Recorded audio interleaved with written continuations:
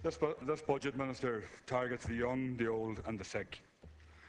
And once again, this government is making the vulnerable pay with the mean-spirited cuts, and none more mean-spirited, I think, than the abolition of the bereavement grant. Forcing bereaved families to go to their community welfare officer to receive assistance, whereas up to today, families could get, as of right, could apply for the bereavement grant and get it. Now they will have to go and queue in community welfare clinics to apply for on the whim of community welfare officers to get supplementary welfare benefit to allow them to pay for the burial of their loved ones. I think this shows the height or the depth that this government has sunk to in targeting the vulnerable and targeting the weak in our society. This budget could have been different. This budget could have been a budget that said to the Irish people that we are at the end of the process of austerity.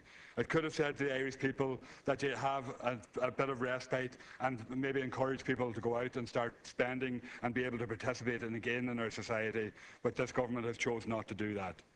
The Department of Finance's own figures show that a neutral budget with no cuts in expenditure would see the deficit reduced to 5.8% next year without doing anything. And this government instead decides to take another €2.5 billion out of the economy to get the deficit down to 4.8. What we could have done is we could have introduced extra taxation on the people who can afford it to bring the deficit down to the Troika targets I estimate that it would only require about €1.1 billion to achieve that target. But no, this government goes on and attacks the vulnerable and the elderly, the unemployed and the young. And that's the choices that this government has made. This government could have reduced the tax relief on pensions, raising hundreds of millions of euros. This government could have introduced a third tax rate for those earning over 100,000. This government could have started the process of introducing a wealth tax, which would have, and the department's own figures could have raised over 400 million euros. But this government continues with the cuts in social welfare, continues attacking people on medical cards and attacking the elderly. The cut for the under-25 job seekers down to €100 a week really shows the spirit that this government has. Young people who are unemployed through no choice of their own need the support and should be encouraged. But yet what we're saying to these young people is, there's a saying, there's a film there that says there's no country for old men. Well, this is no country for young people. We're telling young people they're not valued in our society. We're telling young people to get on the boat and head away, emigrate. That's the only message that we're sending out to them. Then the targeted cuts on the telephone allowance, hitting vulnerable people who are dependent on household benefits, elderly people who are living alone, removing the telephone allowance completely from them to save €44 million. This could have been avoided. And the increase in prescription charges to €2.50 per item on a prescription.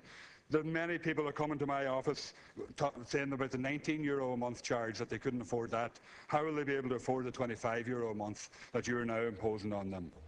And then hidden in the estimate figures then for the Department of Social Protection, we see a reduction in rent supplement of €54 million to be targeted next year. So there's going to be changes. These are going to be made more difficult for people to access. So people will be put at risk of homelessness again, and the continued attack on them will take place. And then the Minister announces €30 million for housing, which, as if this is something that we should all go out and sing and dance about in the streets. €30 million, as has been outlined already, is a drop in the ocean when you have over 100,000 families on the housing list across this country.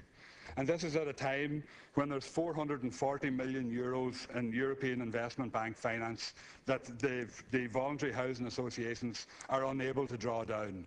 That money is there and available to this country to provide housing for our citizens, but the voluntary housing associations cannot draw it down. And this government is not doing anything to change policy to make that money available.